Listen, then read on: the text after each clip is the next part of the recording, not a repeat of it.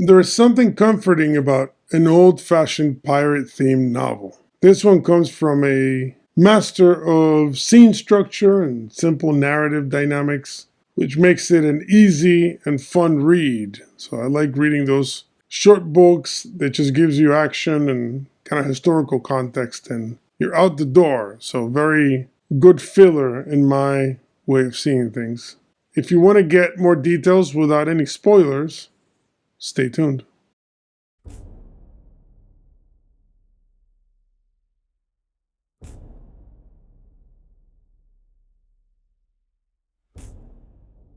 Welcome to Biblicultus, where I review books that I find interesting in the topics of religion, philosophy, history, and fiction. Please remember to subscribe to the channel, click the bell for notifications, like the video, share the video, and comment on the video. Doing these things allows the channel to grow, and I really appreciate it. Also, check out my Ko-Fi profile where you can donate either a single tip, as they call it, or subscription of any amount you want to help me finance this project. In there, I do have a link also for my merch store, so you can check that out. I put everything in one place to make it easier. You can follow me on X as well, and on the pinned comments of every book review, I put my Amazon affiliate link where you can see all the books that I review, or most of them. And if you get it there, the channel gets a small percentage. No cost to you, and it helps out, and I appreciate it. In this episode, I'm going over Pirate Latitudes by Michael Crichton, and it was published by HarperCollins 2009. Now, this is apparently Michael Crichton's first posthumous novel, but I don't have a lot of additional background on whether or not he had finished it before he passed, or it was something that it was kind of halfway through or partially done and it was just published that way. I just don't know. If any of you have more information on this, just put it in the comments. I would really appreciate it. There must be a lot of Michael Crichton fans out there.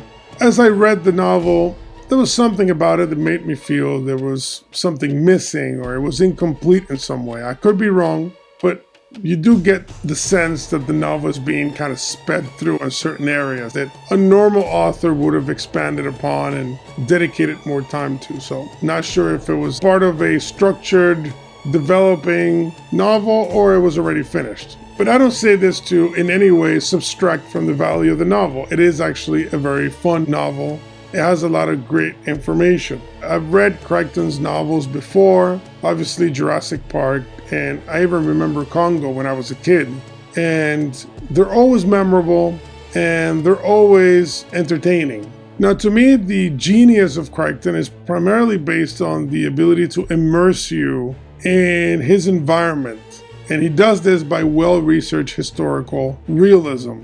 And a lot of novels attempt to do this. I just don't think they're very successful because you either feel like you're reading a historical book with just facts and data and that kind of information, or they novelize it to such a degree that it feels fake, and a lot of times it is actually fake. They twist historical facts to such a degree that they distort history, and then it makes the novel to me worthless. In the case of this novel, he is putting real characters, and it's loosely based on real events.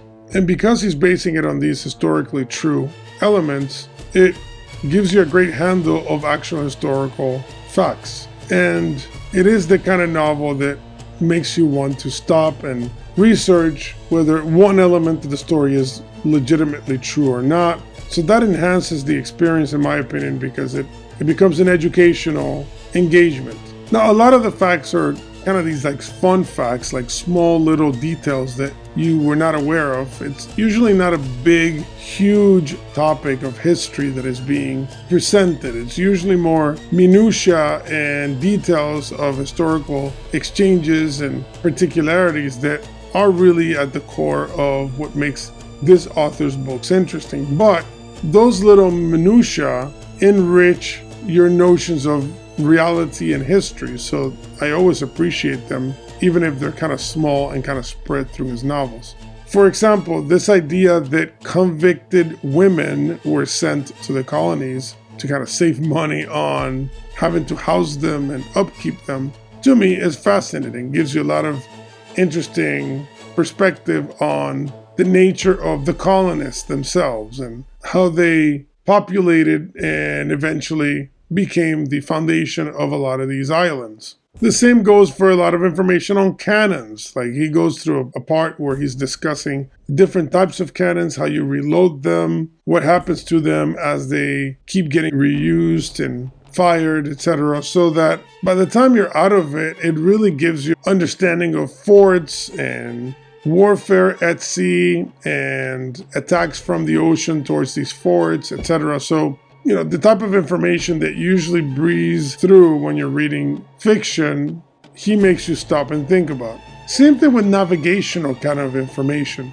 How coves function, how the wind influences the position of battle formations. I mean, all these kinds of things you never think about, making it a lot more interesting as well. And I've read a lot of contemporaneous books on piracy. I've always found it fascinating, and the history of piracy, for example. I mean, a lot of these classics did have court documents of the trials of many of these famous pirates, Blackbeard, etc., which is, riddled with myth as well. But I still learned a lot from reading this book, which is incredible if you think about it. I mean, if you read a lot of the historical documents, you would never think that a small fictional book can give you more, but it does. And I think the reason is because one thing is for you to know historical facts. Another thing is to force you to place them within a narrative. Because once you're in a narrative, you have to practically position characters and scenarios, and how you answer those scenarios, how you manage those scenarios requires further research to be able to be as accurate as you can, which allows you to discover small little details that usually you would not consider.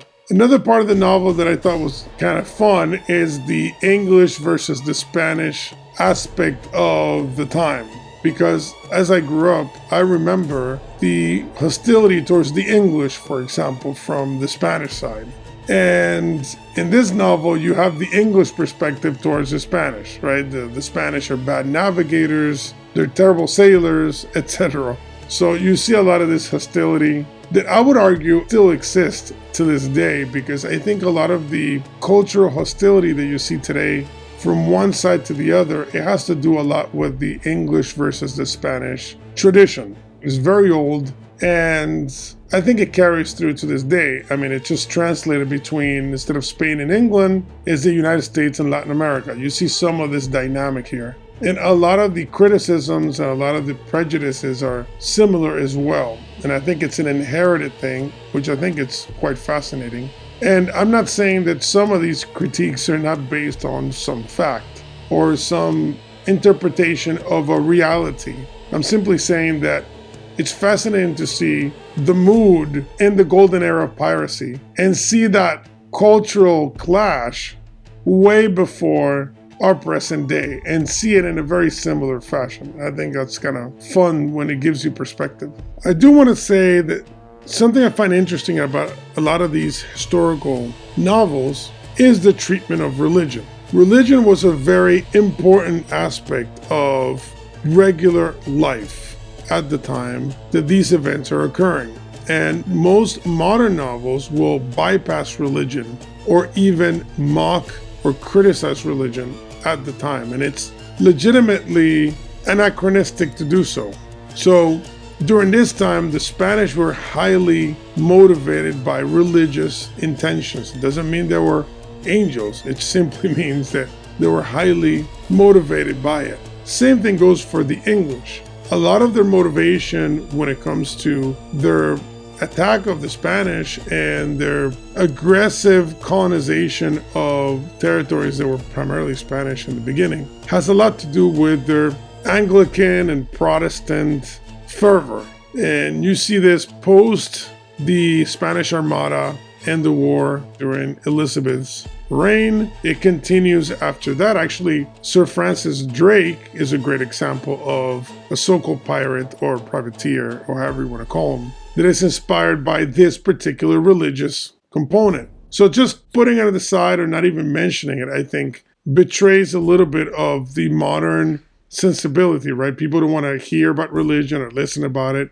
But I think any historical work should include it, and it should increase it. In other words, if I'm writing a novel about a period of time that was obviously religious, and I can tell that my novel doesn't have it, is because I'm a modern writer, I should up the volume on that component, I would say 3 times or 4 times, so that it reflects historical reality a little bit better. So it doesn't take away from the novel, but you just have to be aware of the fact that any historical novel that doesn't present religion as an important motivator is not giving you a truly historical novel. That's all. But again, in a pirate novel, these are all kind of criminals and degenerates, theoretically speaking. So in that manner, yes, it's going to be less of a religious tone. But there's plenty of evidence that even the pirates, when they were interviewed or when they explained their motivations, a lot of them spoke as if they had fanatical religious motivations, which seems weird to us, but it's just a fact. So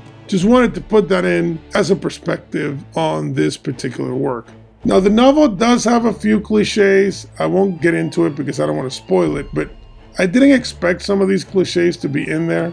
They are, but in a weird way, I kind of like them because it reminds me of the pulp piracy novels that were kind of popular at the time of Howard and Lovecraft. But it did seem kind of strange within the narrative structure and the historical context to have some of these elements, almost turning it into a weird tale out of nowhere. And it's only at a period of the book, and then it kind of goes back to normal. So again, not sure why it's there. I liked it, but for some people it could be off-putting because it takes them away from the realism in the storytelling. So obviously not high literature, but it's also not a silly trope-filled pirate drama. It's a historical novel, but with all the fun particularities of a pirate story. It has all those elements in there in a very fun, exciting way, and very easy read, like I said. So hopefully you enjoyed this short review. Please remember to subscribe to the channel, click the bell for notifications, like the video, share the video, and comment on the video. Doing these things helps the channel out, and I appreciate it. So thank you for being with me. See you next time.